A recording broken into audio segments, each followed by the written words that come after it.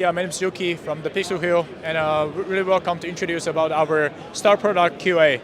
QA is really massive. It's a big monster here, and they got a lot of functions to using for the video switcher side and to multiple resource management.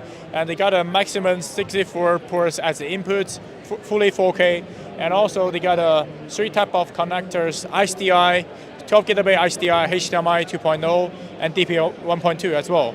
And also, they got 16 outputs, fully 4K, and each, this is module design, they totally got a maximum 4 output cards, and each output card got 8 fully 4K layers, mixing layers there.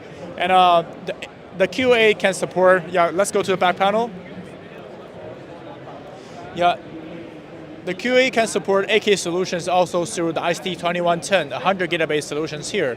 Also, we can provide HDMI 2.1 and the DP 1.4 as the inputs, which means we can do the 8K solutions resolutions here. And also, the ST2110 solutions here. As well, 100 gigabit, yes.